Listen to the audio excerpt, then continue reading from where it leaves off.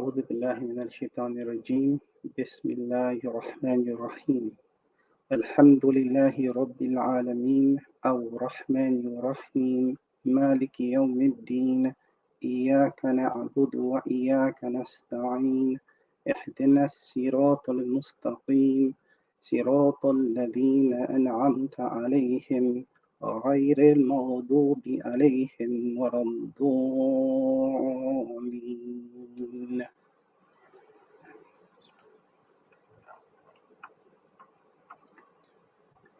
In the name of Allah, the entirely merciful, the especially merciful. All praise is due to Allah, Lord of the worlds, the entirely merciful, the especially merciful, sovereign of the day of judgment. It is you we worship, and you we ask for help. Guide us to the straight path, the path of those upon whom you have bestowed favor, not those who have invoked your anger, or those who are astray.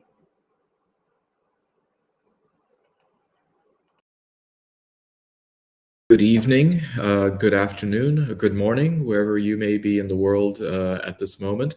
Welcome to the 2022 Islamophobia Conference hosted by the Islamic Human Rights Commission. My name is Professor Saeed Khan, and it is my honor to preside over and to chair the first plenary session that we have this evening for you here in London with Dr. Ramón Grosfoguel, who will be providing his valuable insight into this topic. Now, the title for this year's conference is the Sun Setting on the West, or the Western Empire, exploring shifts on global power and Islamophobic thinking. And the impetus for this conference is really centered around an essay in the latest issue of The Long View, which is the quarterly magazine for IHRC, Volume 4, issue number 4, to examine what is exactly happening right now when it comes to a variety of global trends and phenomena. Two that I'd like to go ahead and highlight just now that provide illustration for this are, of course, the invasion of Ukraine earlier in this year, and particularly the Western responses to the Russian invasion of that country. As many of you who've been following it have seen, there have been a variety of different attitudes that have been posited by the West, whether it is threats, whether it is sanctions, whether it is a hesitation to engage in a more robust military response to what could clearly be seen as the encroachment on a sovereign country, but also the way that the West perceives the issue of refugees, welcoming with far more open arms and receptivity those coming from this Eastern European country than it has toward many other refugees coming from different parts of the world, many of whom actually come from several Muslim countries as well. The fact that this then set off a crisis politically and otherwise in so many Western countries when it came to the discourse of migration, and within that, an Islamophobic tone to much of those discussions and much of those debates. So the Ukraine issue is very telling also in gauging what exactly is the power and the potency of the Western response to a country like Russia and a leader like President Vladimir Putin in being able to feel empowered enough to do what he did. One could argue that beyond just, of course, the practicalities that Russia is a nuclear country and that it is a major exporter of energy which is needed in a dire supply by many Western countries. The very idea then that the rhetoric of the West and the actions of the West seem to be far more subdued, far more tamed than we see the West acting elsewhere is a moment to assess. And the other is an event that is happening in real time right now, which is the 2022 World Cup in Qatar. we find that several Western countries, and it seems as though it's only Western countries, that feel the need and feel the either obligation or the right to criticize and condemn Qatar for a variety of issues, including its own Islamic or Muslim-based cultural modalities within the country, forwarding certain social issues as being in many ways universal, despite the fact that Western countries themselves had far different attitudes and perceptions on those issues only a few years ago or maybe decades ago, is quite telling in the way that this World Cup is being covered by Western media, is being used as a way to weaponize social and political assertions, both by governments, by civil societies, as well as by the teams that represent their respective countries. So what does it then mean to see that several other countries have simply shrugged off, including the host country Qatar, when it comes to these Western spasms of indignation, as some might put it, to see then what exactly is happening in the West and what is happening in the perception of the West with the rest of the world. These are some of the issues that we would like to explore, inshallah, in the next few days. And particularly, what does it mean specifically for the Muslim world or the Islamicate? How does Islamophobia tie into this? What does it mean about ontologies, both the Western ontology as well as that of the so-called Islamic or the Muslim world?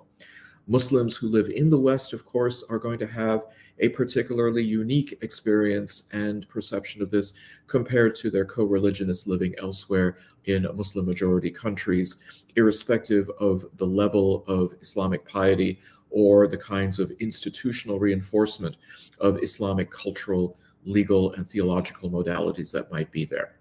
So we are very grateful that you are joining us both live, as well as those of you who will be joining us by watching these presentations in their recorded format. I would also like to go ahead and mention that not only, of course, do we have our gratitude and our appreciation to IHRC for hosting this conference, but I'd also like to mention that it is being co-organized by Scotland Against Criminalizing Communities and the Decolonial International Network. Now, a little bit of a biography on our plenary speaker for this evening. Dr. Ramón Grosfoguel is a professor of Chicano and Latino studies at the University of California at Berkeley. He is internationally recognized for his work on decolonization of knowledge and power, as well as for his work in international migration and political economy of the world system.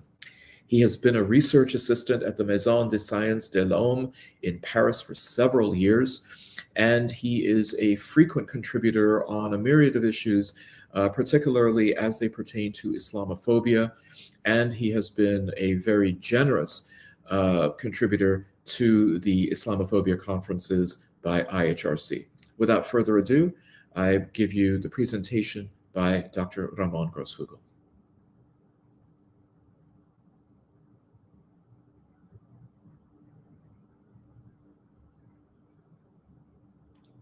Good evening, good morning, good afternoon, depending on where you are. Salam alaikum to everybody. Thank you for the invitation to the Islamic Human Rights Commission to be with you discussing about the geopolitics of the world today and what kind of opportunities are there for grabbing the moment and move forward into the foundation of a new world. I want to apologize that I don't have good connection where I am right now. So I am basically sending this video as a way to make certain that I'll be participating in this event tonight.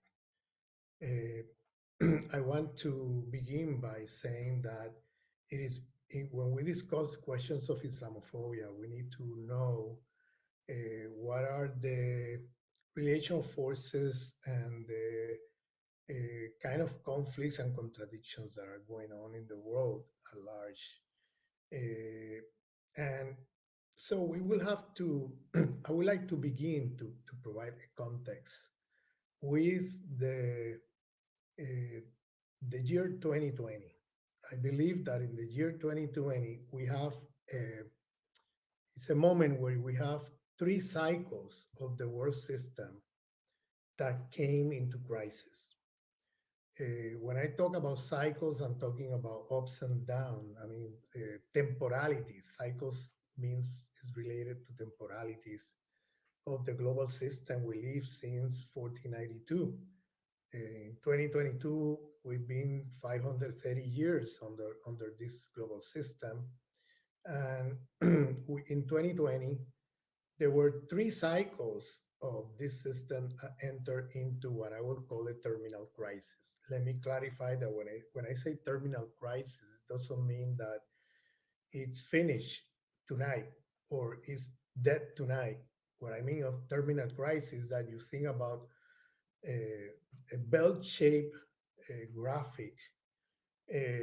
We are in the lower bottom of the decline of those temporalities, meaning that they are in a terminal crisis, meaning that they haven't yet been exhausted. They're ending. They're coming to an end. They're in rapid decline. About how long it will take for these cycles to finally be eliminated or phase out is something that we need to look at very carefully, and doesn't mean that it's going to disappear tonight. The first cycle that I want to talk about when we talk about questions Islamophobias, I think we need to put in context these things. So the first cycle I want to discuss is the terminal crisis of the cycle of neoliberalism. As you know, neoliberalism began with the coup d'etat in 1973 of CIA, USA coup d'etat against the government of Allende and the establishment of the Pinochet dictatorship. That was in the 70s. Then in the 70s,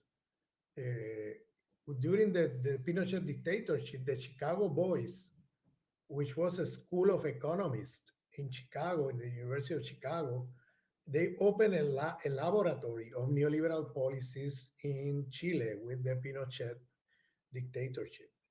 And the doctrine of neoliberalism is basically like let the market decide and let the state hands up of the state from the economy and no state intervention, let the market decide by itself, which means that there's no regulations. The less regulation by the state on the economy, the better. Meaning by that the market by itself will balance and off the inequalities or the problems, and at some point it will end up in equilibrium, uh, and and so the doctrine goes into privatization of state enterprises, privatization of services, government services, privatization of everything, debts, public debts, um, and the liberalization of markets.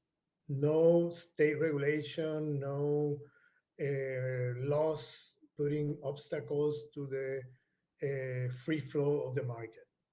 Now, what that means is that the most powerful people in the market are going to be the ones imposing themselves over the rest, and the richest people are the ones benefiting from these privatization policies. And so neoliberalism began in Chile, but then it became a global, with the Washington Consensus in 1981, a global policy to manage capitalism at a world scale. It's called savage capitalism or wild capitalism, because it's like capitalism with no restrictions, with no limitations, which means that capitalists can do whatever with impunity. And that's what we have had for the last 40, 50 years in the world economy. Now, in 2020, this entered into a big crisis for two reasons. The first one is because of the pandemic. You know that the countries that follow neoliberal policies were in the worst situation in terms of the people who died, people who they couldn't control the pandemic. The countries that did not follow neoliberal policies were in a better shape. the countries that have strong public health systems. So, for example, I can give you example after example. Europe, for example, was hardly hit because Europe, European Union, the UK, and Italy, Spain, many countries were hit hard by the pandemic because they have, in a sense, the health system is has been caught with austerity measures out of neoliberal policies, and so they were not prepared to confront the magnitude of the pandemic and the crisis that came in 2020. Countries like Venezuela, like Cuba, like many other countries who have strong healthcare system, China, they were able to control the pandemia in a way that these other countries were unable to do. So it became very clear that neoliberalism is a policy that benefits capital but do not benefit the people. That is, it just produce death on the side of the people while producing profits for the 1%. And so that entered into crisis at that moment. Many states, for example, Ecuador is a good example. Ecuador, under the Correa government, they had a strong public health system. When Lenin Moreno came to power, he negotiated with the IMF loans, and as part of the loans, IMF required to cut off public health system in Ecuador. Guess what happened? It turned into hell. I mean, there were people dying in homes, with families. They couldn't take them out of their homes, and so the bodies were getting rotten in the houses. So all these bodies were thrown to the streets, and nobody was there to take the the death bodies. It was like a Dantesque, scenario, like hell going on there. And so a lot of people died. They have no capacity to take care of all the people who were sick. The public health system collapsed, like in many other countries who follow these neoliberal policies. And neoliberalism, what they did was to privatize the public health system, put it in the hands of companies to make profit out of health.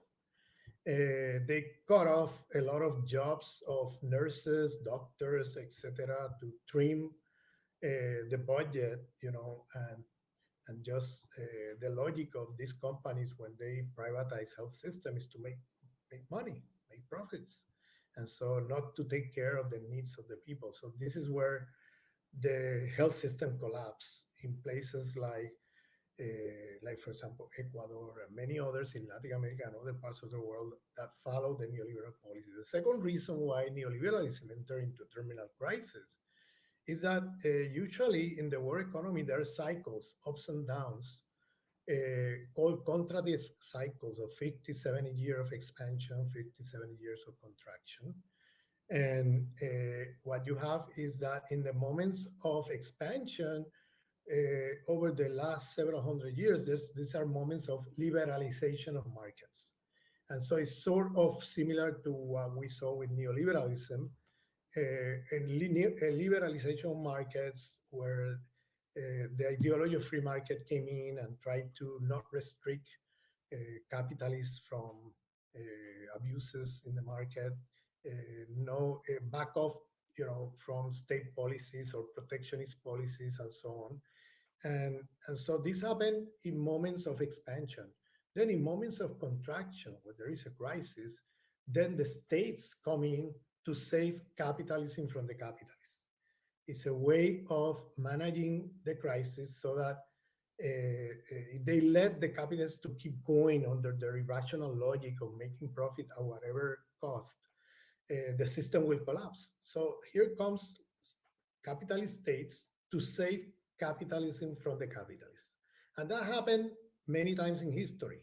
If you remember 1930s with the Great Depression, in the 1920s, there was this liberalization market that ended up in a Great Depression, in a crash in 1929, and then a Great Depression. And during the Great Depression, the states were having an active role in the market to regulate the market, to make sure that capitalism will recover from this anarchic kind of form of capitalism that we call today neoliberalism. At the time, it had other names; it was not called that way.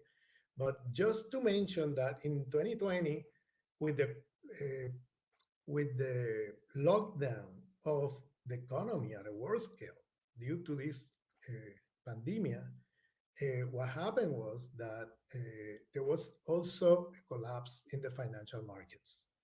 And so, with this collapse, states have to run in to save capitalism from the capitalists. So, what they did at that moment is that capitalist states, especially imperial capitalist states, transfer a huge amount of wealth to the 1%. So what they did was to save the capitalists in this case from the disaster they have created in the capitalist world system.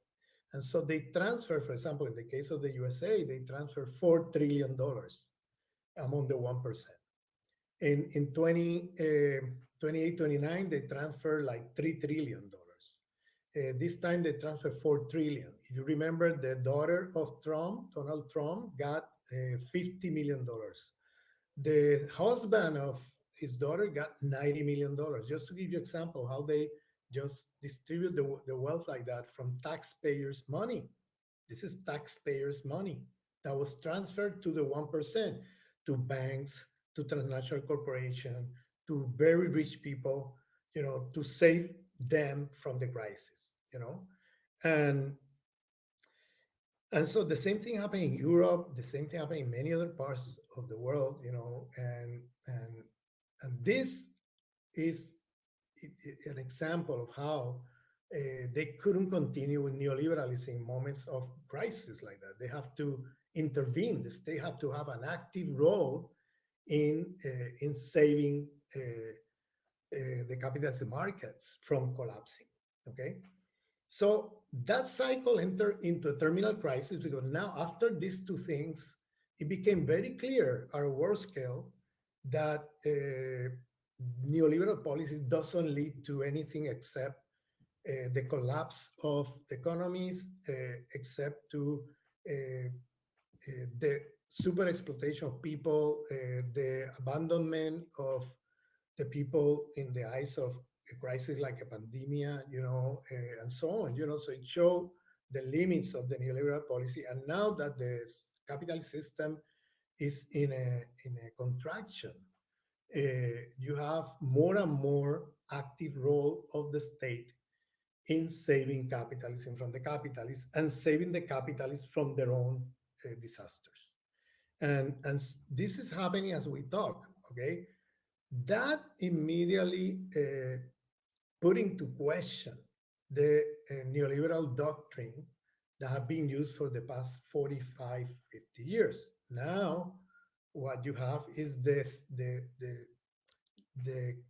a comeback from the state into managing capitalism. And this is happening, and protectionism coming also strongly. Instead of free markets, open markets like the neoliberal credo and doctrine, now they're just opening markets, protecting markets all over the place. And now there are blocks created around the world where, for example, it began way before 2020 with the Trump administration putting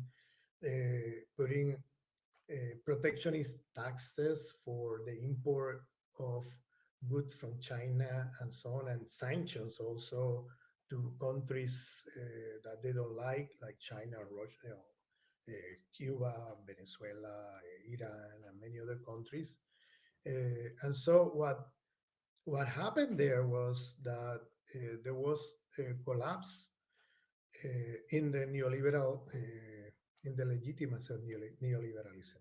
And now all these different countries that were, USA, even in Europe, they are now having a more active role of the state in the managing of the economy than what it was before. So, so now neoliberalism as a doctrine and as a policy to manage capitalism is in a terminal crisis right now. The second cycle that entered into crisis is US hegemony, the cycle that goes from 1945 to 2020. The neoliberal cycle was 1973 to 2020. This cycle of US hegemony began after Second World War, 1945, and ended in 2020. Why I'm saying it ended in 2020, that is now in terminal crisis, is because USA in those years uh, has increased its debt to proportions not seen in history in any country in the world, in the history of the world. We have now in the USA more than $30 trillion. A lot of the wealth of the USA has been produced through federal government deficits. What they do is that they transfer taxpayers' money to military companies in the wars that they've been fighting for the last 30 years in the Middle East, okay, and in South Asia. So they spend trillions of dollars into war, and that increases debt dramatically. Then the transfer of trillions of dollars in the 2008 2009 crisis to the 1%, and then now in 2020 to the 1%. And when you sum up, USA right now has is the largest debtor economy in the world. Okay, it has more than $30 trillion with a T. So what that means is that the US empire is in a terminal crisis, economically speaking, because sooner or later it will collapse the moment they won't have the possibility of keeping this $30 trillion debt and not being able. It will be a moment. There will be a moment they will be not able to pay.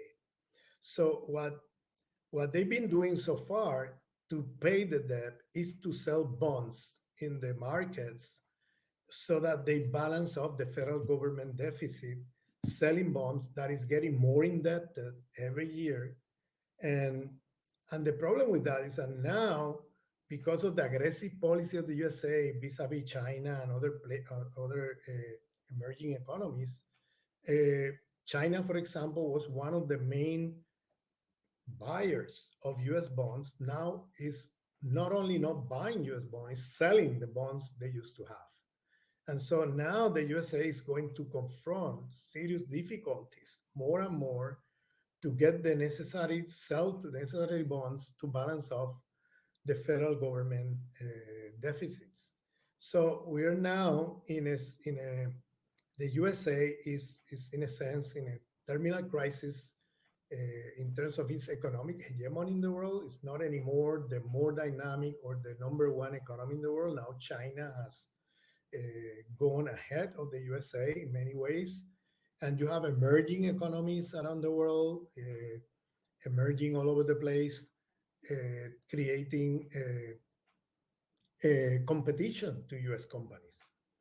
Um, and US companies are not updated technologically because in the last 50 years, USA have been throwing away money into wars. And in the meantime, other countries, for example, China or Russia or other countries, were investing money in improving technology and therefore improving production. So the US companies are now in a difficult position in, in the international competition in the world capitalist markets. They don't have the technology to be able to outcompete production or companies coming from China and other places that have developed the technologies to higher levels than the USA, and USA is falling behind. Um, the other thing is that USA is losing its legitimacy because USA is violating its own international order that US put together after 1945 in the New World Order that the US put forward. USA is basically sabotaging its own rules by putting sanctions and putting a boycott to economies of countries they don't like, putting financial pressure and financial boycott to countries that they want their government to be toppled, and or that they don't like that they're out competing them. So in a sense, there is a crisis also in U.S. legitimacy, U.S. hegemony in the sense of legitimation in the eyes of the world. U.S. have lost its legitimacy. And that you need to add the war, the loss of the wars in the Middle East. They lost all the wars there. They lost the Iraqi war, they lost the Syrian war, they lost the Afghani war, in Afghanistan. So they have lost all this military speaking, even though they're the most powerful army in the world, they haven't been able to win any war. So that's another source of decline in U.S. empire. And so, and then the third cycle that entering crisis is the cycle that goes from 1492 to 2020, which is the civilizational cycle. That is the ecological disaster that this civilization has put forward at a world scale, destroying the ecology of the planet, destroying life in the planet. It has escalated to the point that scientists are predicting that we're very close to a turning point where there will be no way back. And so, in terms of global warming, in terms of many issues, ecological issues, and with the pandemic and the lockdown, it became very clear that there was something happening when suddenly, in places where the economy locked down and closed down, suddenly you start seeing animal, birds showing up that have disappeared for decades from some places. They suddenly start seeing the waters in different bays and in cities and suddenly getting cleaned up by nature itself and so on. I mean, suddenly you start seeing a transformation in the ecology in many parts of the world. Only if it lasted as long as the lockdown lasted, but it showed that we are, in a sense, very clearly destroying the planet, and we are in a sense, our health system is being, as human beings, being affected significantly to the point that there are all these sicknesses emerging and developing very strongly, and we don't have the defenses anymore to really be able to confront them. And so, for example, in recent statistics are showing that males have been have reduced their production of semen. I don't know if I'm saying the word correctly in English, but the production for the reproduction of life, the reduction of the semen that male produce to produce a pregnancy with a woman, it have been reducing 62% in the last 50 years. That's a huge, huge decline. When males cannot, are becoming sterile massively in such a short term, it shows that there's something wrong in the civilization that we're in terms of the ecological disaster. So we are at a point where, we don't know the capacity we might have to be able to, to really reproduce humanity in the near future. And there are many indicators. I don't want to go into all the details. You all know about it. Just listen to what the scientists are saying. Listen to what many people who are working on this question are saying. Is we're getting to a very serious point, dramatic point, where there will be a major disaster at world scale. And so this civilization, as indigenous thinker has always remind us, is a civilization of death. Death not only because of the destruction of human beings, the massive killing of millions of people in the European colonial expansion. And even today, in the last 20 years in the Middle East, we saw the same numbers, millions of people wiped out for a few military companies to make, a lot of profits. That's the whole thing behind it, is that really, because in fact they didn't put any order anywhere. They just destroy countries, destroy people, and for 7 companies, American companies, to make trillions of dollars in profits. So this is totally decadent and evil, to say the least. And so the point is that these civilizations is also entering into a terminal crisis. So we have 3 cycles that in 2020 suddenly came together to show the limits of the system we're in after 528, 30 years. And now we have these 3 cycles: the cycle of neoliberalism, 73-2020, the cycle of US hegemony, 1945-2020, and the cycle of the civilization, the modern Western civilization, 1492-2020, entering together at a point in time into a terminal crisis. And now you have a huge decline going on, and chaos in a systemic level, where the system is collapsing. Really, the system is collapsing. The 1% knows that. That's why they came with this plan from the Davos a few years back, called the new reset. No, the new reset. And this new reset, you need to read that, because really they're trying to save themselves from the collapse of the system they are producing and reproducing every day.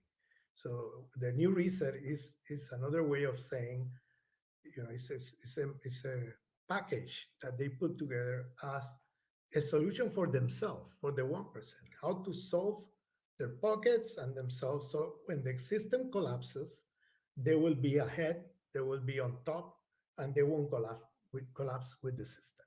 Okay, this is a major thing that we've seen happening.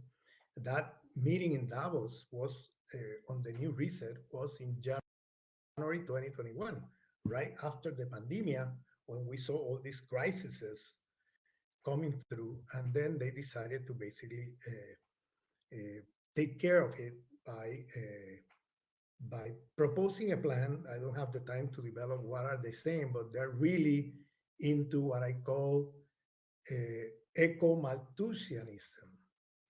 Malthus was an economist, a British economist from 19th century, who thought that the problems of unemployment and poverty were not due to the inequalities of the capitalist system, that is not due to structural exploitation, domination, that kind of thing. It was because there were too many human beings. So the solution for him was not a change in the system, but a change in the population, that is the population growth.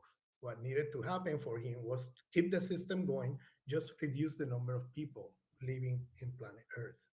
And something like that is now coming back through Davos, through the 1%. You could see Bill Gates talking about this, and this 1% people, where they say that we are, I call them eco-Malthusianism or eco-fascist. They're saying that the ecological crisis of the planet is not due to a civilization of death, to a capitalist system that is, while capitalism destroying life and nature, etc. Is not the system, is that there are too many human beings.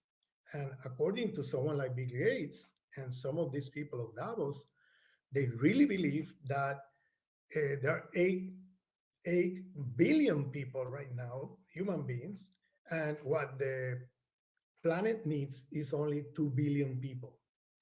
And so there are 6 billion that are disposable, that we should get rid of them somewhere or another, because they are destroying the ecology of the planet. So look at the argument. It's the same argument of Malthus in the 19th century, talking about poverty and unemployment. But now the same argument used talking about the ecological disaster of the system.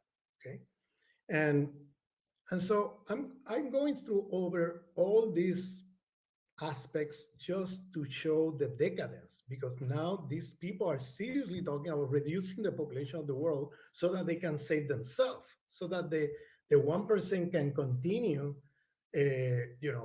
on top of the system, uh, while you have 6 billion people, that we need to get rid of them somewhere or another. That's another long conversation. I don't want to go into the details of that. It has a lot of consequences. But now I want to come into the moment, the conjuncture of what we're living today in 2022. So we have a US empire in decline. So because they cannot compete economically in a fair way in the markets, they have to use dirty methods to be able to recover the lost markets. So, to give you an example, look what happened this year with the war in Ukraine. Okay, the war in Ukraine is a war of the USA against Russia via Ukraine. Okay, if you look at the document of 2019, this is interesting, and please pay attention. The RAND Corporation, which is a think tank from the Pentagon and the CIA, they put a document online called Overextending Russia. And this document is put there, and you want to see the script of the film we're seeing today in Ukraine, just read that document. I mean, this is amazing, because the USA is being always an empire like the British and other Western empires. They plan wars ahead of time. They don't improvise. All this war that we see and we've seen over the last 100 years, a lot of them are not improvised. These are things that have been planned way ahead. And the war in Ukraine has been planned way ahead. You could see it in that document, where the USA is calling for a provocation against Russia, provoking its security. And this began way back. This began since the 90s. In the 90s, when the Soviet Union fell, or even before, when it was already weak, the US promised Gorbachev first during the Soviet Union, uh, and then later, after the collapse of the Soviet Union, they promised the same thing to Yeltsin in the Russian Federation, to not expand NATO to the borders of Russia. And so Russia was integrated in a subordinate way to the capitalist system in the 90s. They suffer a lot because they were the victims of financial capitalist plundering of the country with neoliberal policies, with the Yeltsin regime in power in Russia. So the Russian people suffer a lot with this. They even experienced famine. They were hungry, and people were hungry. People were lacking food. I mean, it was a very terrible moment for Russia, and later on for Eastern Europe too. But in the case of Russia, they were suffering these neoliberal policies of white capitalism. They came from a state-run economy to a market-run, everything goes economy. And so suddenly financial capitals from the West came in and took over the country and start plundering the country and super exploiting people. Poverty rise up dramatically, and people were suffering. And that's how Putin came to power in the early 21st century. A lot of Russians felt that Putin discourse about nationalist protection, sovereignty, and so on, and ending the neoliberal craziness was seen by the Russian people as an alternative to the suffering they were experiencing in the 90s. And, and that's how Putin became a very popular leader, because he was promising to get Russia back and get rid of all this Western control economy and so on. So then there was always complaint by Yeltsin first, even though Yeltsin was on the bet with the West economically, he even himself complained about the surrounding of the Russian Federation with NATO countries. They were incorporating the Eastern European countries, something they promised not to do. And they incorporated all of them into NATO. And then they opened military bases all over the border with missiles, nuclear missiles pointing at Moscow. Okay, um, this is this was a major issue because from the point of view of the Russian elites, at the moment they felt like, okay, we're now capitalists, we're not anymore contesting US power, we're not anymore becoming enemy of the West or of Europe. We want to be part of the European Union, we even want to be part of NATO. And they couldn't understand why USA had this aggressive policy of military expansion toward the borders of the Russian Federation, and not even Yeltsin, and you have Putin in many international events calling attention to it. Hey, what are you doing? Why are you doing this? Imagine if we would put a Russian military base on the border of USA, of Mexico, or Canada. What would you do? I mean, USA will never allow this to happen. You know, with Russian military bases in Mexico border or in the Canadian border of USA, with missiles, nuclear missile pointing at Washington. I mean, imagine this scenario. I mean, Putin has been putting this forward in many international forums many times, and so it became very very clear that the West were not listening to the claims of Russian elites about their concerns about their own security. So they were basically passively calling attention, pleading the West to please stop this, you know, and the West was not doing this. NATO, if you remember, was an organization that was created in the Cold War against the Soviet Union. Once the Soviet Union disappeared in 1991, it was clear, or it was expected, that the purposes of NATO were over. That now that everybody's capitalist, and now that everybody wants to be part of the European Union and so on, that's over. But that was not the case. They continue with the policy of expansion. And here comes something very important about the American geopolitical ideas. This goes back to the 19th century. In the USA geopolitical conception, whoever controls Eurasia controls the world, because Eurasia is where most of the population of the world are living, and also it has a lot of resources, you know, natural resources. It's a very wealthy place, very huge place, and they always saw in the Russian state, independently of the ideology of the Russian state, an obstacle to their aims to control Eurasia. Because in their view, whoever controls Eurasia will control the world at large. And so in the 19th century, they were facing the Tsarist regime. And that regime was too big in terms of territory. And it was, militarily, it was a one big state, huge state, and it has power. It was not a place that they could control at will. Then with the Soviet Union, the same story. They saw it as a big state that needed to be destroyed, needed to be Balkanized, like they did with Yugoslavia. Remember in the 90s, that was too big of a state in the middle of Europe that would, create a shadow to Germany. Germany would be at a shadow there with that big state. Big states are more powerful militarily and so on, and are more difficult to control. And that's why they balkanized in many little states Yugoslavia. And that's what they wanted. They want to be to do to Russia since the 19th century, unsuccessfully. They haven't managed to do it. So they did it. They tried to do it again with the Soviet Union, and now with the Russian Federation, they're trying to do the same thing. That's why they continue the expansion to the borders of the Russian Federation, uh, all the way after the Cold War was over, and NATO kept expanding and growing.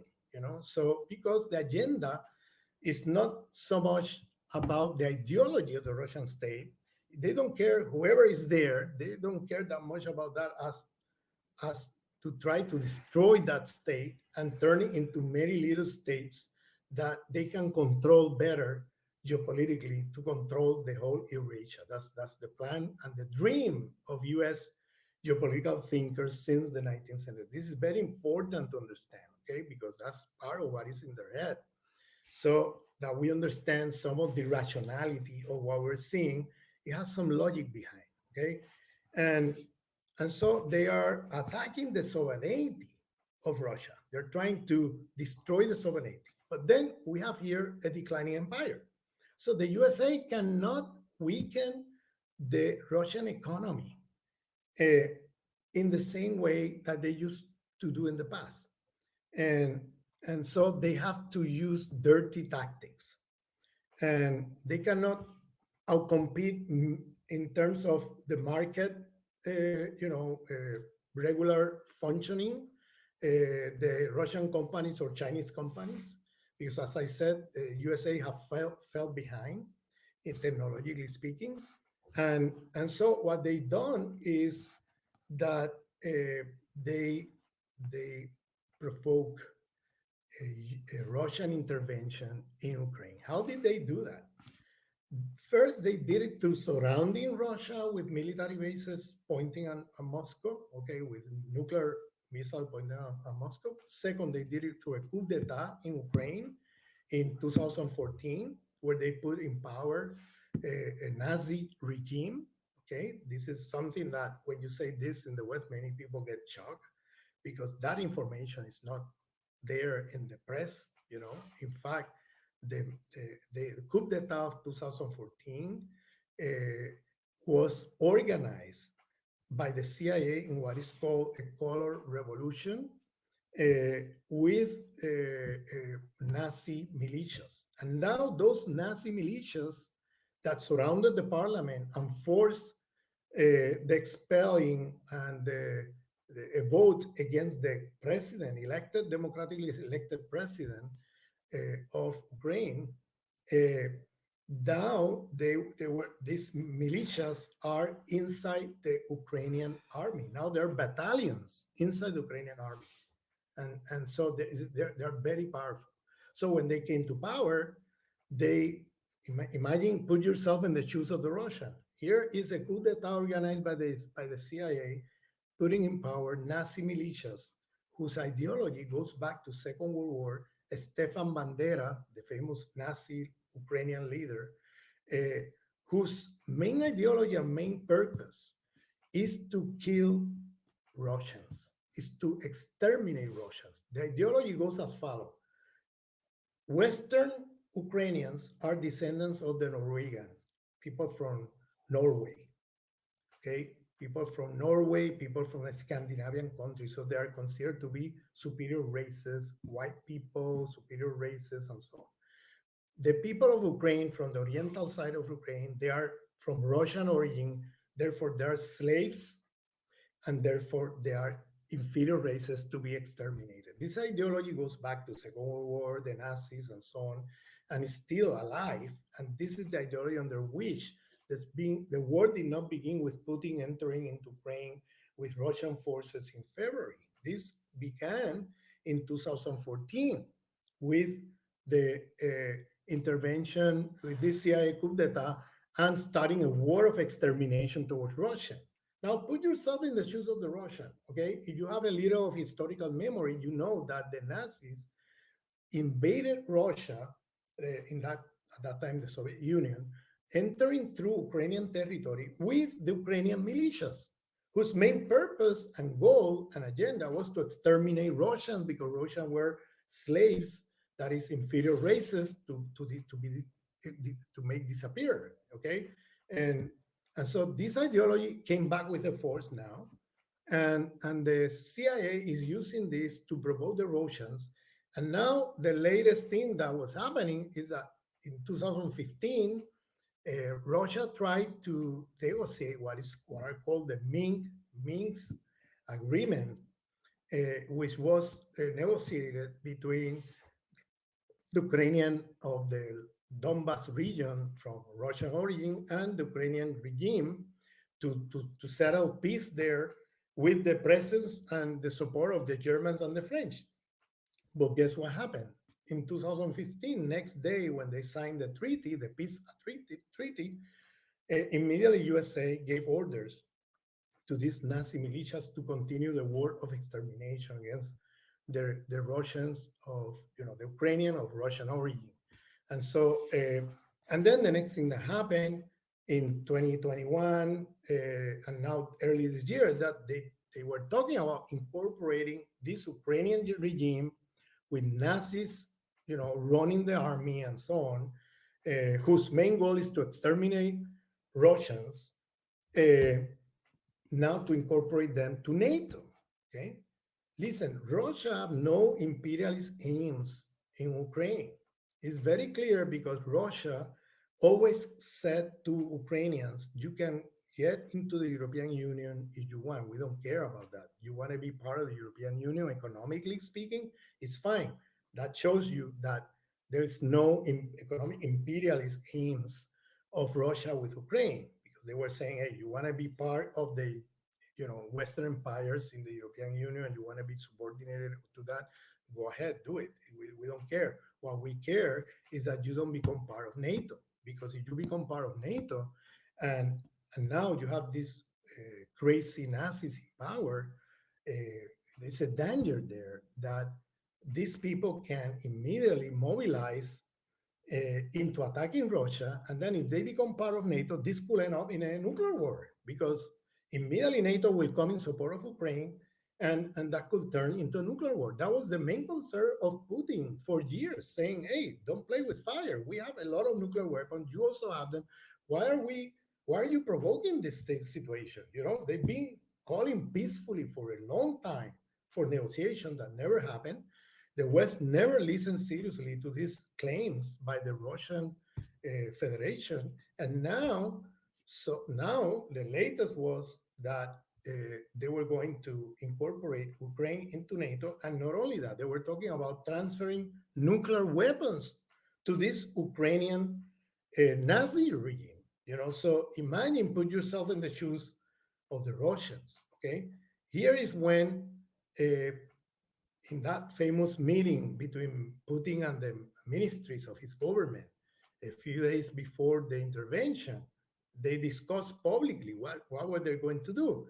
If they privilege the economy, that is, they privilege not to be sanctioned and sacrifice the security, what will happen in the next, maybe 2, 3, 4 years, that you will have those Nazi terrorists crossing the border and then have them in the suburbs of Moscow, and so you think you are saving the economy by sacrificing security, but in the long run, you're going to be sacrificing both security and the economy. So that's when Putin said, hey, the only option we have right now is to intervene, privilege security, even though economically we'll be affected because they're going to sanction us, but we need to stop this here. We cannot allow them, in the name of saving the economy, sacrifice the security and suddenly have all these people in the borders or in the suburbs of Moscow doing terrorist actions against the population and so on, So that's when they decided to intervene to stop the aggression of these Nazi battalions, exterminating Russians in Ukraine before it's too late. Because once they accomplish the goal in Ukraine, then they will cross the border and keep killing Russians, in the other side of the border. And that's what Putin was very concerned, and also all the elites, Russian elites and Russian people have been concerned about that because of the history of this. You shouldn't be surprised. Second World War, what are the dangers of this kind of situation. And now that we have nuclear weapons, it was Putin calling attention, hey, we should not go there, because if there is any attack of these crazy people in power in Ukraine to our territory and to Russian people in the Russian Federation, then we're going to be in trouble, because we will have to react. And then if it's a NATO country, then it could turn on into a nuclear war. So it's better to stop this here, even though we're going to suffer the economic sanctions. And we try to face the economic sanctions the way we can.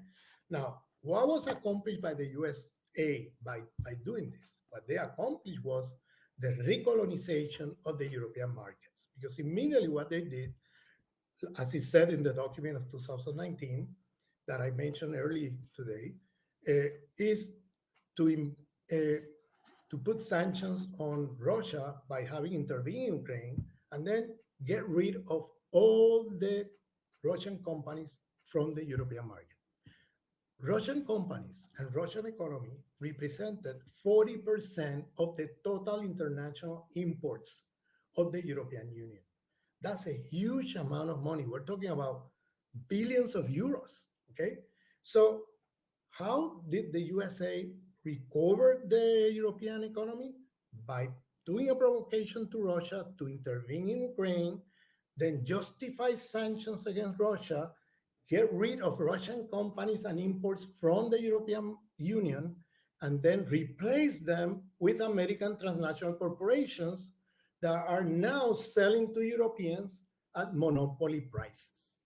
That's why you have now a huge hyperinflation going on in the European Union, and the people suffering this are European people themselves. And while the Europeans, through fake news, through false news that they spread in Europe through the censoring of alternative sources of news in Europe today, they've been censoring a lot of the media that provides alternative news. Well, they have convinced many people in Europe that Putin is the bad guy. So while they're pointing at Putin as the bad guy, they haven't seen that the knife stabbing their back was put there by Biden administration and the US empire. Because what they did was, while they entertained the Europeans with Putin the bad guy, now the real bad guys are now taking over the markets of Europe and selling to European people, okay, at monopoly prices. Now, aluminum companies, gas companies, oil companies, wheat companies, I mean, you name it, all these imports they did from Russia, this is over. Now is the American companies replacing and recolonizing the European economy. Now, I always say Europe became Puerto Ricanized, because now Europe is like a colonial protectorate of the USA. Europe lose its capacity of maneuvering the control of the US empire, both militarily, of course, that's long time it's been the case, but now, especially economically. And now Europe has become subordinated to US empire economically. So that this, I call it a recolonization. USA recovered the European markets by keeping Russia out, but also at the same time keeping China out, because the Silk Road was coming to Europe through Russian Federation territory.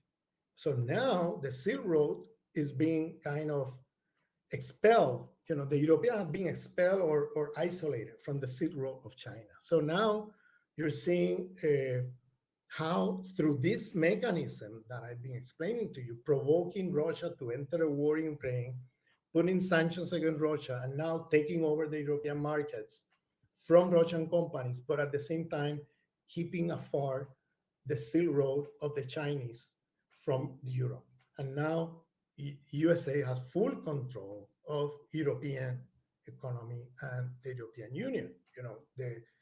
Remember that NATO is a military organization that is not democratic, and everything is decided by the Pentagon in Washington. I mean, the military policies are not European policies, they are Washington policies. And Europeans just follow whatever Washington decides. And it's been like that since Second World War. This is not new. But what is new now is that the rise of the European economy that start becoming a little more independent from the USA now is over, because now they are subordinated to US economy. And not only that, there are many industries in Europe that are losing their economies. I mean, closing down. And now a lot of people thrown to the streets as unemployed people because the companies cannot produce with the cost of energy that is going on in Europe today. There are many German companies, British companies, French companies closing down because of the energy cost. They cannot afford producing with the cost of the energy sold by the Americans, uh, gas and oil, both. So, the problem that now I see, now that they did this international chessmate or coup d'etat, that is, the U.S. empire was able to do all of this without moving a single soldier. You need to grant them that there was some mastermind strategy here in being able to do that. Okay, without a single soldier, they were able to move on, and basically take over the European markets. So, in terms of the question of Islamophobia, now that USA have defined China and Russia as their main enemies, okay? Now that they lost the wars of the Middle East, now that they lost the war of Afghanistan, the whole thing about war against terror, if you notice, is out of the press. Nobody talks about it anymore, okay? So the war on terror that they built over decades, to justify all these wars in the Middle East and to justify transferring resources to 7 American military companies that were the ones making a big buck, with these wars. Now this is out of the news because now the other thing they've done in Europe is to force every country to spend 2% of the national budget to purchase weapons from the military industrial complex, so from US companies. So not only are they replacing the Russian companies with American companies in many fields, such as oil, gas, aluminum, wheat, etc., but they're also getting a big amount of money from the European Union by forcing them to spend 2% of the national budget into military defense. And a lot of that money just transferred to purchase weapons from US companies. Weapons, airplanes, you name it, okay? So USA is doing a big coup here with this move of provoking Russia into a war in Ukraine. But what is at stake here now is that there are two worlds emerging side to side. You have the unipolar world led by the USA with Western European imperialist countries becoming allies of the unipolar world. This unipolar world is a world that you do what I say you do, or I impose over you sanctions, blockade, even military aggression if needed, and so this is a world with no respect to sovereignty of any country. Okay, and now you have a multipolar world that is fighting for basically for the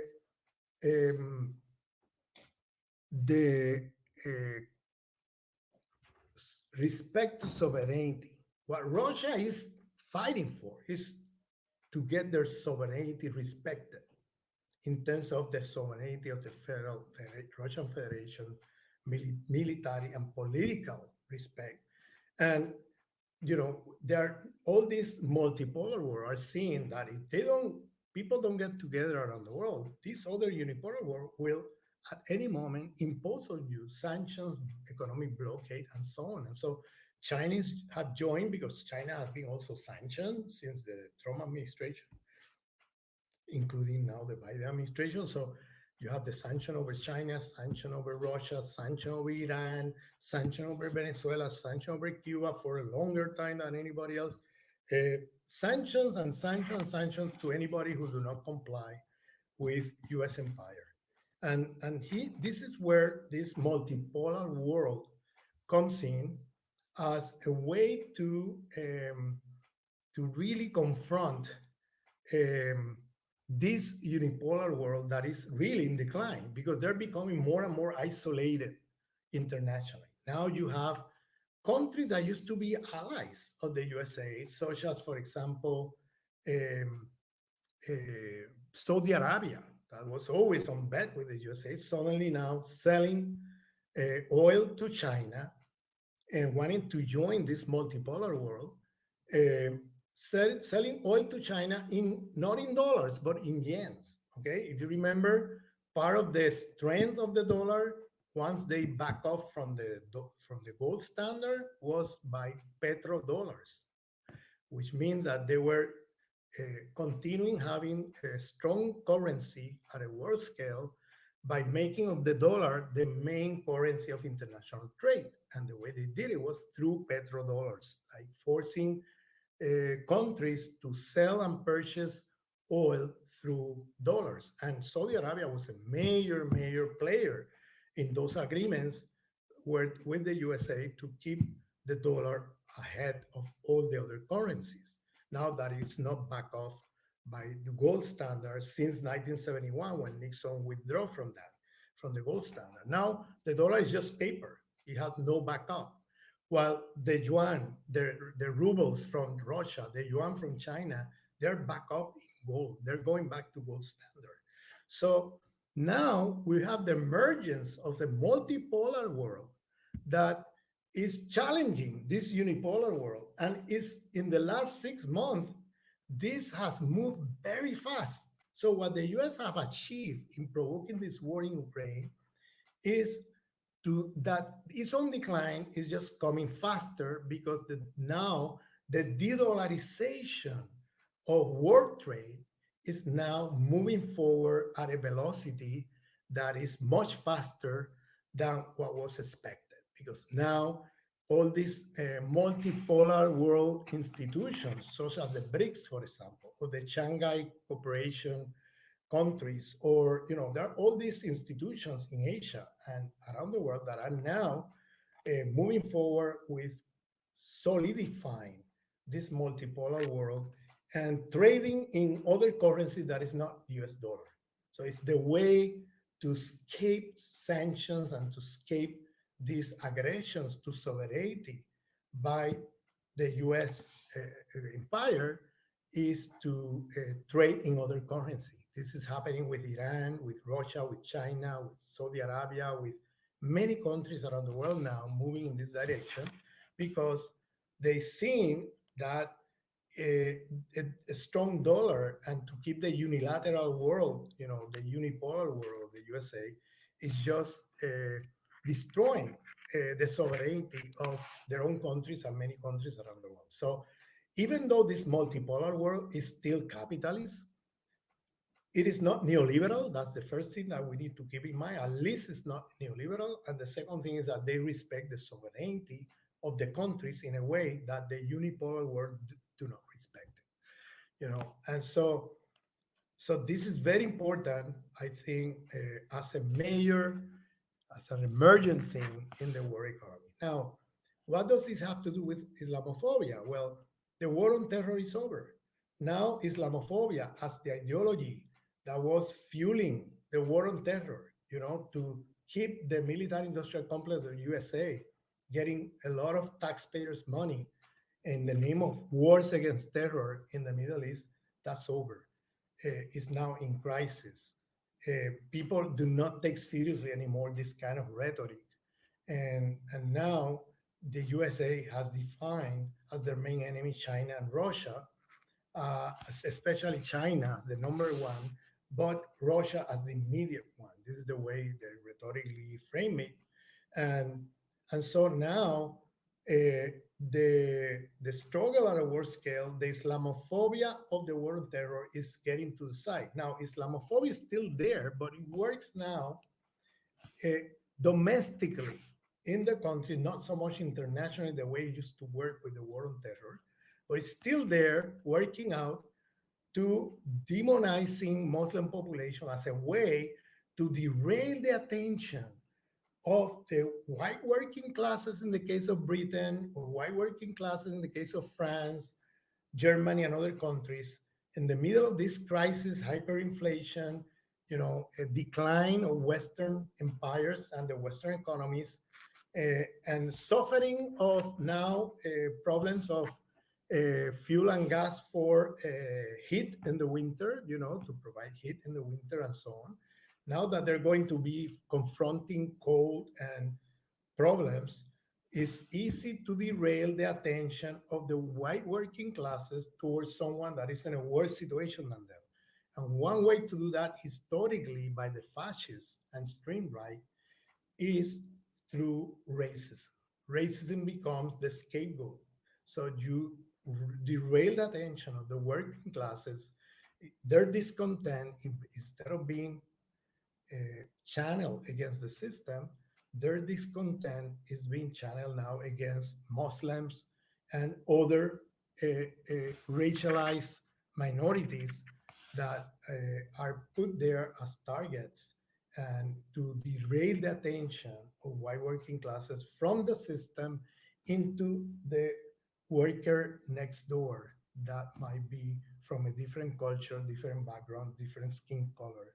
And so instead of white working classes becoming a source of struggle, anti-systemic struggle, anti-imperialist struggle, anti-capitalist struggle, they become a struggle against immigrants, anti-immigrant, xenophobic, racist struggles that instead of channeling the crisis against the system, they channel against someone else. This is a classic of capitalism. Every time there is a crisis, here comes the fascists as the firemen of capitalism. They come in to stop the fire that capitalists have created, and to save the system by derailing the discontent of working classes away from the system and channeling it against other working classes that are in a worse position than them. And so this is a classic, happened in the 1930s, and it's repeating again in the 21st century. And this is where Islamophobia is still an important tool for the system today inside imperialist countries such as European imperialist country, where you have large number of Muslim population that they are targeted as scapegoats from the crisis.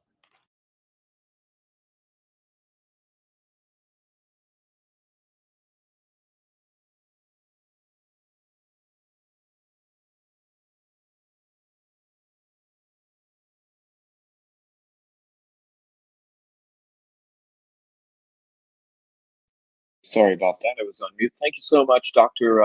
Ramón Grosfoguel, for providing such a comprehensive response to the central argument and premise of the conference, of really looking to see this. We are now joined, we're looking to get joined by Ramón from Barcelona, Spain, trying to work through the technical elements of that. But for those of you who were tuned in to listen to this, just to summarize, I think that the architecture that Ramón provided, as far as really what are the main issues, what are the main sore spots that are affecting the West, if you will, very nicely explained, of course, how neoliberalism is one of the three cycles that is seemingly coming to an end, or at the very least, very much damaged. The other ones, of course, being US hegemony. And then the third one being, perhaps, if you will, more broadly, the Western civilization. And it now no longer having the kind of dominance that we saw in other parts of this 500-year long historical arc. And so these three major points, if you will, the cogs or the wheels that are that have moved and have very much driven the juggernaut of Western dominance over the last 500 years, seem to now be on the wane. They are at the very least being challenged. Many of you are familiar, of course, with the old fairy tale of the emperor having no clothes. And it seems as though the emboldenment of counter narratives to the West very much reinforced the idea that the kind of fear factor that people felt by Western dominance perhaps no longer exists, and people may not feel that same sense of anxiety that perhaps they once did. So very important to go ahead and consider how these things play and looking at the trajectory moving forward.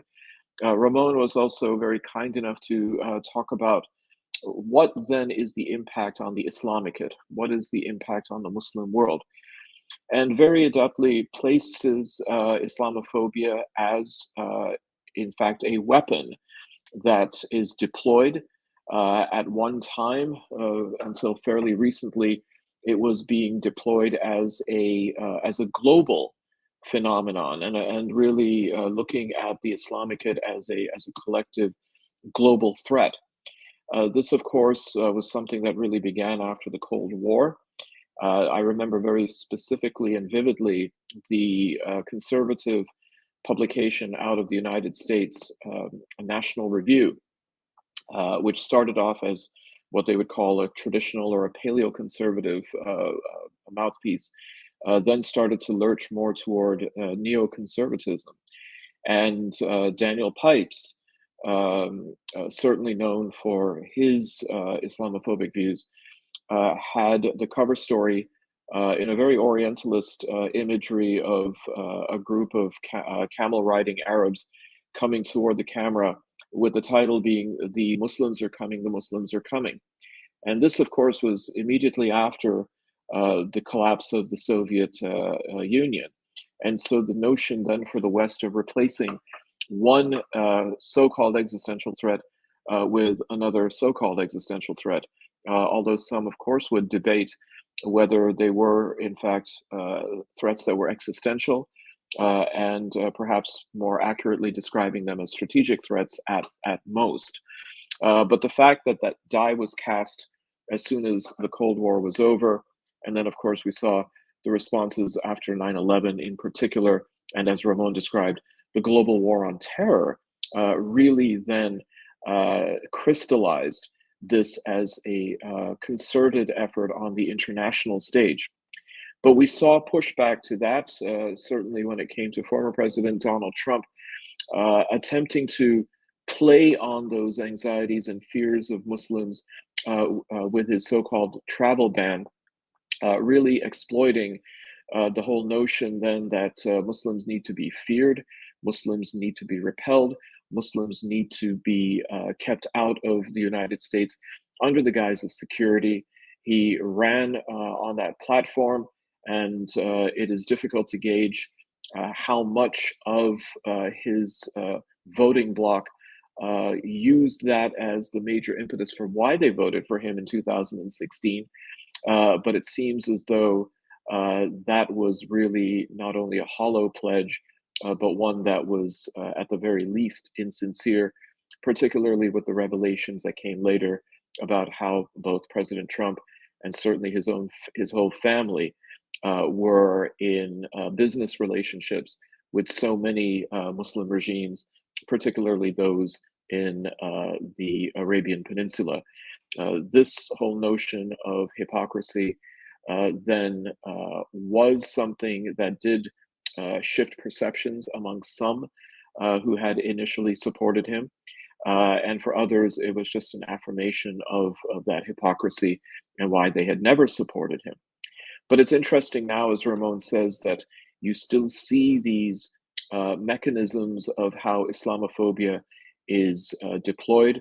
In particular, we see this with the clear distinction, contradiction, and yes, again, we can call it a hypocrisy of the way that European countries have received Ukrainian refugees, and to this day, the kinds of policies, the kind of rhetoric which is deployed against refugees from anywhere else, and particularly those from Muslim origins, origin countries when it comes to even, for example, British policy under successive home ministers on how they have viewed that. So I think that hopefully that sets the stage well as we then move forward on this conference, where we really hope over the next 2 days and this evening to dissect these questions, and particularly examine after that, past the diagnosis, then what are the prescriptives, especially as we place focus on the Islamicate. How will this affect the Muslim world? Asking questions, for example, that if, as Ramón has well described, we really have the emergence of two parallel worlds, one that is unipolar and one that is multipolar, that is challenging that. If there is then going to be a counterweight to the unipolarity of the West, is it going to be something that the Muslim world should embrace? Is it something that it will embrace? Will it be a situation where the multipolar world then just yet another exploiter or another denigrator of the Muslim world? These are open questions that we have to go ahead and examine. I'm not sure if we're able to secure the connection with Ramón, but we do have a question here, which, if you will beg my indulgence, perhaps I can go ahead and begin a response, and if Ramón can join us, then I certainly welcome his contribution. And it's a question. Some have claimed that the United States no longer sees Russia as a real threat, and that they now want to use NATO in Asia against China. What are the thoughts on this? Well, I think Ramón, again, certainly illustrated in his assessment how China is clearly within the sights of the United States, and the efforts that are being made to try to make disruptions in China's $1.5 trillion investment of BRI, the Belt and Road Initiative, also known as the New Silk Road, by trying to go ahead and scupper at various points on this thousands upon thousands of miles long route, both over land and by sea, counterweights to it and trying to disrupt it. You've seen this when it comes to developing relationships like the so-called Quad, where the United States, India, Australia, and Japan are supposed to be a bulwark against Chinese expansion and dominance, both regionally and on the world stage. Efforts to try to either incentivize or efforts to try to threaten countries that are starting to lean toward China and weaning themselves off of what might be seen as an American sphere of influence or a broader Western sphere of influence. What's interesting is that the BRI over land begins, of course, in China and ends at the European port of Rotterdam in the Netherlands. It spans the entire European continent, and it still remains to be seen then whether the tug of war is actually China and the United States over Western Europe, what had been presumptively seen as the exclusive domain of the United States, whether that is now being challenged because of certain practical and realistic engagements that have to be had with China. But as Ramón also pointed out, he said that it seems as though the United States has decided to define two enemies, if you will, in its current conflicts or examining geopolitics, Russia and China. And I think it's very interesting to see then that in the midst of the Ukraine crisis, how has Beijing been involved with Russia, and how has the media covered this particular dynamic? On the one hand, there are several Western media outlets that seem to now mention Russia and China in the same breath, ostensibly given the fact that the United States seems to have drafted the conflict in such terms, but yet at the same time, clearly it seems as though Beijing and Moscow have differences of opinion and differences of perspective. So it would be difficult to then go ahead and collapse Russia and China as being synonymous. But I think the point that the question makes is a very apt one about NATO. As Ramón has described, NATO was certainly a major source of contention vis-a-vis its expansion into Central and Eastern Europe, certainly something that was being perceived by Putin as a threat to Russia when there was no need for expansion, since clearly Russia did not pose a threat to the West and certainly had no designs on the United States. It was a flimsy excuse that was being made that NATO needed to position itself and in fact even expand itself in order to fight so-called Islamic threats. We have seen for two reasons why this is a fallacious argument. One, because there was no threat, and second of all, that NATO really was not deployed as a defense configuration against the so-called Islamic threat. And it seems as though Moscow recognized that. So it is quite plausible then that NATO in its expansion is really about creating a firewall against China and also to deploy itself in a way that would then be vigilant and perhaps even create disruptions for China's Silk Road. So I hope that that answers the question regarding China. And yes, I think that that is very important to see. Can we try to go to Ramón now and see if he's available? Ramón, are you available? Let's see.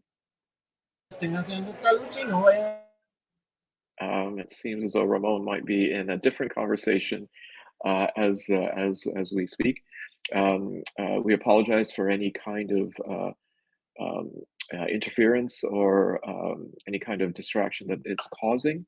As I'm sure that you can appreciate, technology certainly still has its limitations, even here in 2022, in trying to secure a not only a connection, but one where the sound quality is very good. With that, we certainly welcome any other questions that you may have regarding Ramón's really excellent talk. And again, I don't think I can emphasize enough how comprehensive Ramón was in providing, in a very clear way, the kinds of issues which have brought us to this question about whether the sun is setting on the West. And I suppose then the corollary to that is, how will the West respond? Ramón has, of course, presented how this is now occurring through its reactions. And I think it's important also to then not necessarily speculate with a kind of an emotional response. For those who are willing a complete collapse, there is always then the fear that it could create a vortex, and vortices are by their very nature unpredictable. The notion of whether the West will go quiet into that gentle night, as Dylan Thomas might put it, is also rather elusive and perhaps unlikely.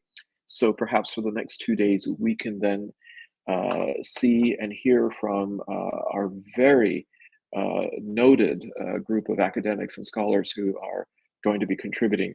What are their opinions and what are their perspectives and what are their predictions on this happening?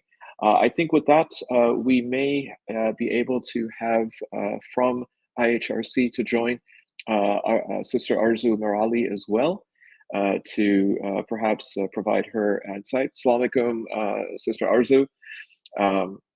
Wonderful of you to join us on this, and I'd like to ask for your assessment of Ramon's remarks. Wa alaikum salam wa rahmatullah. Where to begin, really? I think I'm hoping we can get Ramón on in a second. Just 1 second. See. No. Okay. So I had a couple of thoughts, and I'm hoping Ramón can join us. So I'm not entirely sure that Islamophobia as a tool at the global level is as defunct as Ramón is suggesting, although I think he has made me think about the point that you don't hear about the war on terror anymore. So I'm wondering if that, as part of the conversation that we'll be having in the next few days, are we actually already at a point where we can say goodbye to some of those traumas and build new alliances? And the reason I'm wary is because we sort of, at the very least, I feel have the shadow or residue of that Islamophobia in how new relationships are working. 1 second. So I'm thinking about the kind of conversations we have around alliances with Russia, not only because of the recent history of the Caucasus and Russian actions there. I think we may be able to get Ramón on now. Just 1 second. Assalamu alaikum, Ramón. Can you hear us? Wa alaikum salam. I'm sorry, I didn't hear your question because the mic was off. Then the mic came back. And so could you please repeat your question? Of course, Ramón, and I'm so glad that you could join us. So the question has come from one of the audience members, that some have claimed that the U.S. no longer sees Russia as a real threat, and that they now want to use NATO in Asia against China. And what might your thoughts be on that? My thoughts are that the China is the main enemy. There's no doubt about it. They are going after China. But the priority, the immediate enemy, this is the language they're using, is Russia. That is, they cannot deal with China without solving the Russia threats the way they see it. No, they see it as a threat. In fact, Russia is no threat to the West at all. But the perception, or at least the rhetorical construction, that the narrative they're using is that Russia is a threat. So what they're really trying to, as I explained in my talk, is to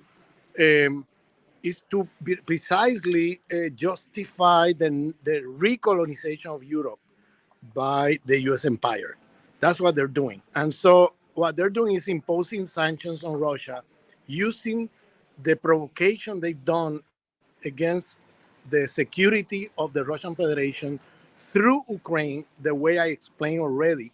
And so in the meantime, they are achieving several purposes. On the one hand, they're trying to isolate Russia from Europe and from the rest of the world. That's what they're trying to do. From Europe, they have been successful. From the rest of the world, they have failed. Because what happened in the last several months is that, on the contrary, Russia has become stronger. Russia, the sanctions hasn't affected dramatically the Russian economy.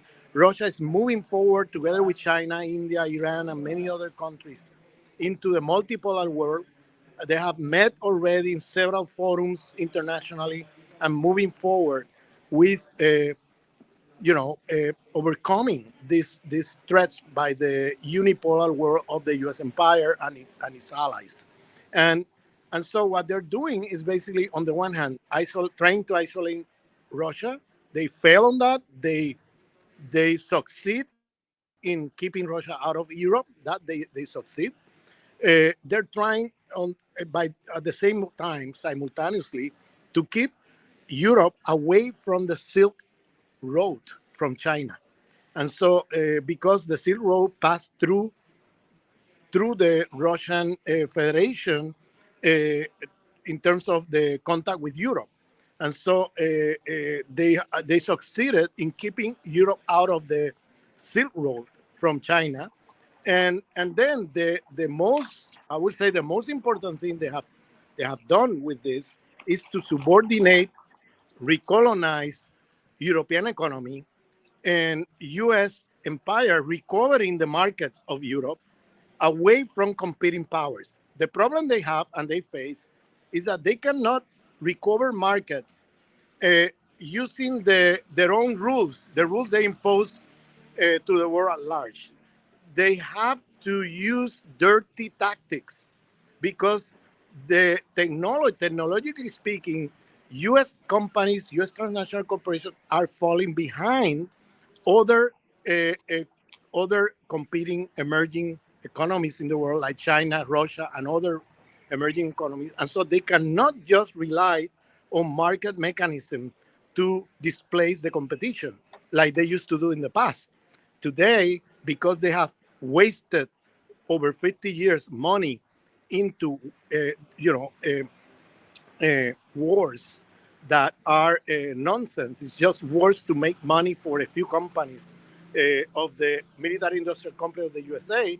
They haven't, in the meantime, the other powers, other emerging economies were investing in technology, new technologies, improving production, etc. So US is falling behind.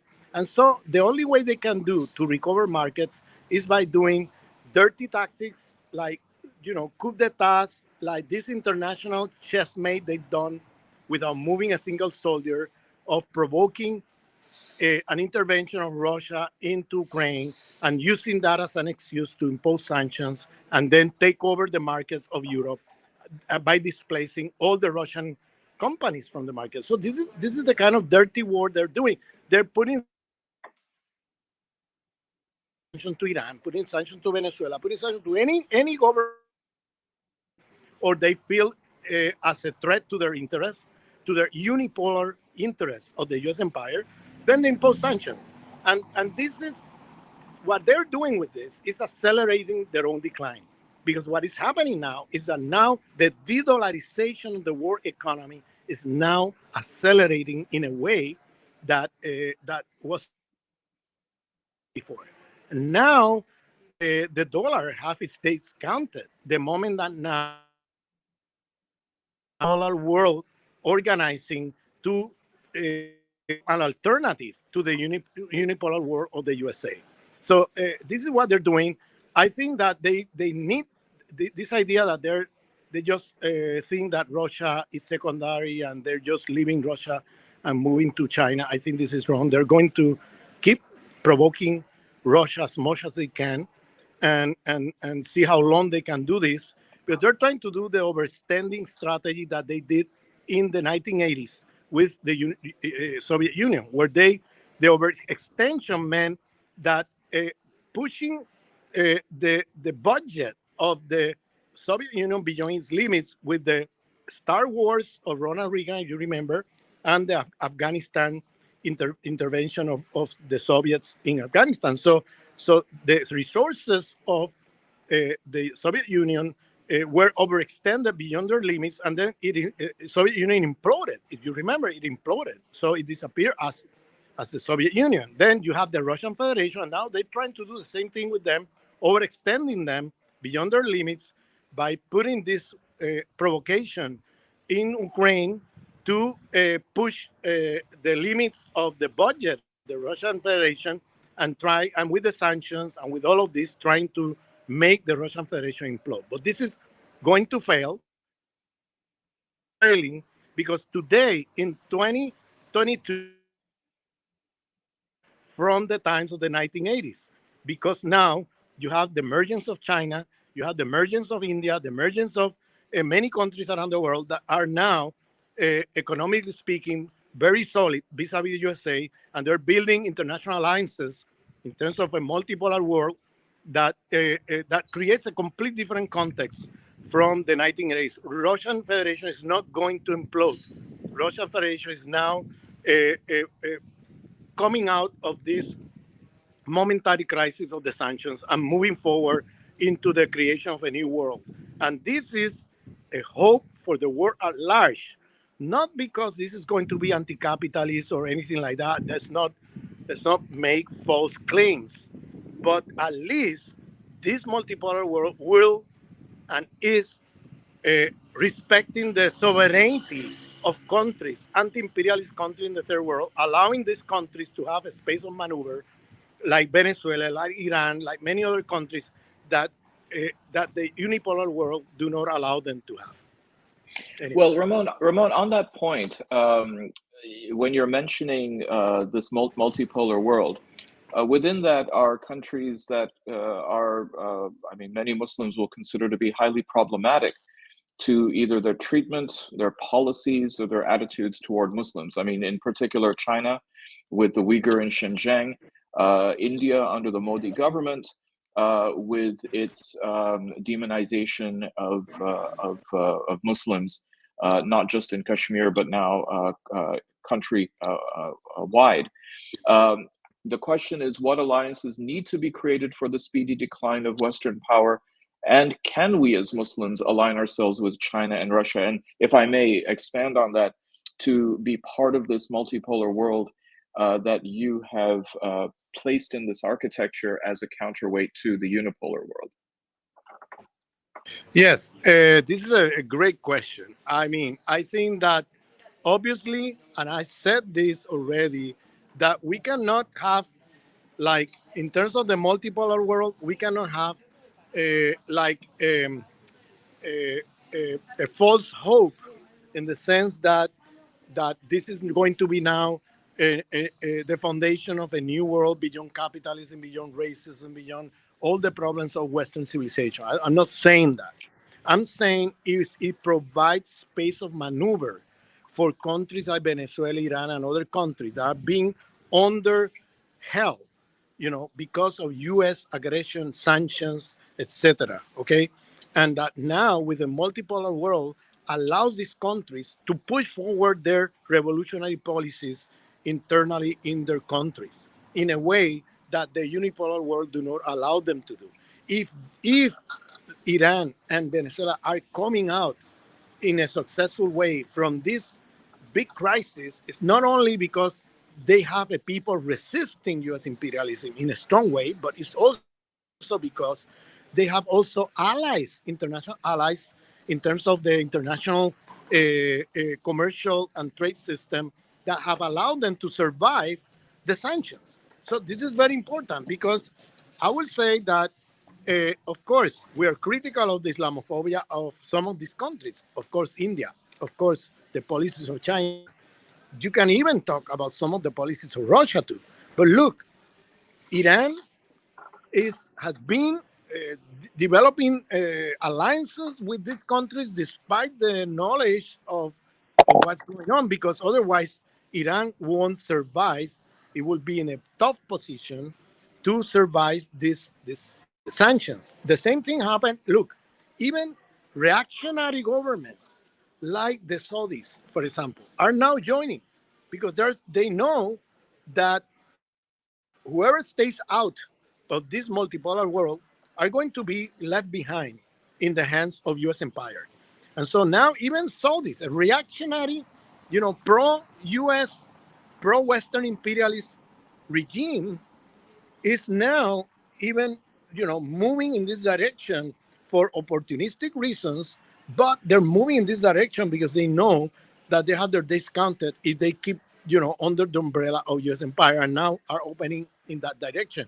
And many Muslim majority countries are now entering into this world, despite the fact that we all know that China has Islamophobic policies put forward, and India, I mean, not to mention India. So there are levels here that we need to tackle in terms of, in terms of how to deal with this question, because it's going to be, of course, a very complex and contradictory terrain of how to handle the pragmatics of this conjuncture, where you have U.S. imperialism trying to destroy and to topple anti-imperialist regimes like imperialist countries, anti-imperialist movements, and at the same time, you are forced to make alliances with countries that you don't share their political project.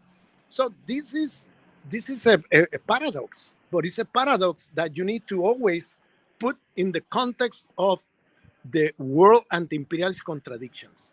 What I mean by that is that we need to put the anti-imperialism, first in terms of the survival of the several countries that exist that are still anti-imperialist.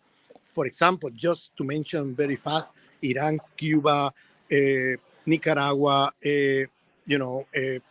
Venezuela, Bolivia, and so on. And there are other countries in Africa, etc., that you can mention or name as anti-imperialist countries that are under the aggression of the USA. So in that context, what are you going to do? I mean, are you going to, basically avoid or be against making commercial trade, diplomatic alliances with some of these other multipolar world countries, like China or like India or like, for example, Russia, and then stay weak in terms of the aggression of U.S. empire, okay? Because right now the main enemy for these countries is USA, and so that puts Muslim majority countries in a tough situation. But I think you need to prioritize in terms of the context of these governments, anti-imperialist governments such as Iran, that is a Muslim majority country, and need to put attention to make alliances against U.S. empire, who is the main enemy that they're facing to survive, with regimes that are practicing Islamophobia. I would say this is a very, very tough one. I can mention to you Second World War as another example of this kind of alliances. In Second World War, if you remember, the Soviet Union make alliances with the USA, France, British, etc., against the Nazis. Okay, even though Soviet Union did not share the political project of these Western imperialist powers, but they have no other choice than having to find international alliances in the context of a Nazi invasion of their country. You see, so we need to be how can I say, fair with the situation and context that these governments, Venezuela and Iran, for example, are facing. Well, it's interesting you mentioned Saudi Arabia because Xi Jinping was in Riyadh, and this definitely shows a tilt. In fact, Aaron David Miller wrote in Foreign Policy in a rather Orientalist title that the Saudi monogamous relationship with Washington has changed. But when you're looking then at the way that you describe the United States and the West, is it helpful to talk about the U.S. and the West and Western Europe in one conglomerate? Because it seems as though there's a lot of cannibalism going on between the U.S. and other Western countries.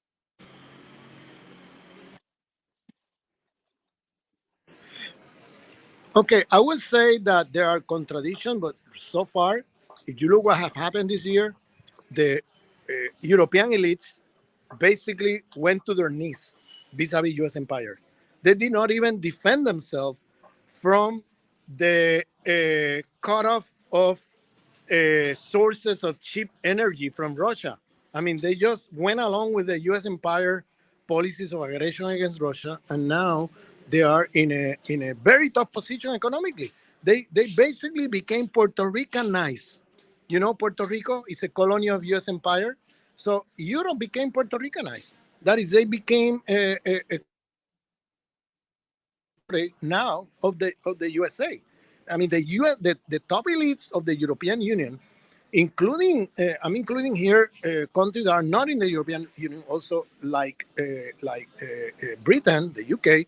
They went to bed with the USA in these policies of aggression, and now these countries are suffering the problem of a lot of industries closing down because they cannot pay the energy prices of the hyperinflation of the selling of gas and oil by U.S. empire at monopoly prices, and now they're suffering hyperinflation. A lot of industries are closing down. A lot of people are getting unemployed. The people are suffering from not having access to cheap energy sources, and therefore in this winter are going to suffer. But also the prices of food have escalated. So the European people are the ones paying the price here right now of what is going on with the subordination or the how can I say the betrayal of European elites to the people of Europe. They went along with the U.S. plan, and what is happening now is that Europe is now in shackles. Europe is in shackles right now, and so the people are the ones suffering this. And so I would say that this contradiction that you're mentioning is a contradiction between the people and the European elites and U.S. empire, vis-a-vis European elites and U.S. empire, because European elites have become, in a sense, a partner of U.S. empire in the destruction of Europe today. And so this is something we need to look at. I mean, the contradiction between U.S. the top elites of Europe and the U.S. empire have become, in a sense, very secondary. And to finish, the German elites tried to negotiate, now that the winter is coming close, with Russia to get gas from Russia, because the prices from the USA and from Norway are just out of control. So what happened? Here come the British with the Americans and Norway and other countries, sabotaging in a terrorist act the Nord Stream oil pipes. I'm sorry, gas pipes. The Nord Stream gas pipe. They sabotage that through a terrorist attack and destruction, blowing up those in order for this attempt at a negotiation between German elites and Russia became, basically destroyed. And they destroyed this the same day that they opened the Norway pipeline, the oil, the gas pipeline coming from Norway, selling to Europe gas from the USA. And that was the same day. It's so overt what they did that they destroyed the Nord Stream, and the same day they opened the Norway pipeline, with gas from the USA and Norway to be sold in Europe. And then the next thing they do is fake news, telling the people as if we were all stupid that Russia blew their own pipelines, okay, their own gas pipelines. It's absurd. I mean, all Russia wants is to sell their gas. It's not to destroy their own pipeline. It costs them billions of dollars to build them. So they're not going to destroy themselves, their own pipelines. In any case, if they want to cut off Europe from gas, they just turn off the valve in Moscow. They don't need to blow it. Whose interest is to blow it? It's obvious whose interest is to blow it.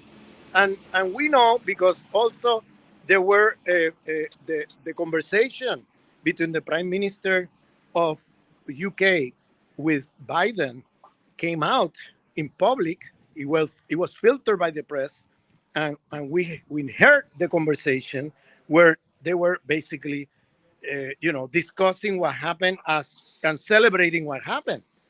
So we know they were involved, but then the press, the empire's press, is telling us lies as if we were all stupid, that Russia will destroy their own pipelines. All Russia wants is to eliminate the sanction and be able to sell their gas to Europe. That's all they want. How could you tell me now that they just blew it, their own pipelines, because they don't want to sell gas to Europe? I'm sorry, this is stupid. I mean, this is a stupid narrative, and unfortunately, many people in Europe are believing that. Right. So we have time for just one more question very quickly. What do you think will be Turkey's role in NATO with regard to the U.S. aggression on China? Turkey's role in NATO with regard to U.S. aggression in China? Well, that would be an interesting question because, I mean, if you look at Erdogan policies, honestly, with all respect, I find that you never know where he's standing. Sometimes he stands on the right side, sometimes he stands on the other side. So for me, it's never clear Erdogan's policies and position. I really don't understand, even though recently he has been making gestures to try to intervene in a positive way in this war and trying to stop some of the craziness of U.S. empire, calling for negotiation and things like this. Still, I find Erdogan's foreign policy very uncertain because you never know where he's standing. Sometimes he's standing on the right side. Sometimes he will be standing on the wrong side of the equation. You know, so for me, I really cannot anticipate what will be Erdogan's position vis-a-vis U.S. aggression in China. Uh, all I can say is that so far the way it's moving is that it's not in the interest of Turkey nor Erdogan to stay away from China or take side with USA against China and stay away from the multipolar world that is being built as we talk. So I think that it will be stupid from Erdogan and his government to stand on the side of USA vis-a-vis China. That would be very stupid for them. And I don't think, at least I hope, that they don't take that position. All right, let's see where that goes. Dr. Ramón Grosfoguel, thank you so much, not only for joining us for the Q&A, but for really an excellent start to the conference with your rather insightful remarks. Wish you the best for the rest of the evening, and inshallah for the weekend, we hope you can join us. Salam. Thank you very much. Thank you very much. Salam alaikum. All right. Walaikum assalam. Thank you again, Ramón, for that. That concludes not only our first session, but our first evening of the conference. Inshallah, I hope that you join us tomorrow as well as on Sunday. Tomorrow we will be convening at 11:30 GMT, which is 6:30 a.m. in the Eastern time zone of the United States, 12:30 p.m. in the Europe or in Western Europe. So if you can join us, we would really appreciate that. Certainly, it's better to have it live, but inshallah, we will be having our sessions also available for viewing later. As far as tomorrow goes, the first session is titled Muslims at the Periphery of the West, What Will the Shifts Bode for Them? And it'll be chaired by Brother Saifuddin Kara. And the keynotes will include Olsi Yazeshi and Jean Silva Jordan. The panelists will be Arzu Merali and Yasser Luati. The second session of the day will be Perceptions and Representation of Muslims Within the Hegemon. And I'll be chairing a panel that will include keynotes from Lawrence Deroux, as well as Ian Almond and Danielle Yejic. And also will be joined on the panel with Satara Siddiqui and Malia Buata. So again, we hope that you can, inshallah, join us for both panels because they will be very informative, and they certainly do interlock with one another, as will these panels with not only the subsequent sessions on Sunday, but also with Ramon's remarks this evening. Again, inshallah, we will hopefully see you tomorrow live at 11:30 a.m. GMT, 6:30 a.m. Eastern Time in the United States. Assalamu alaikum.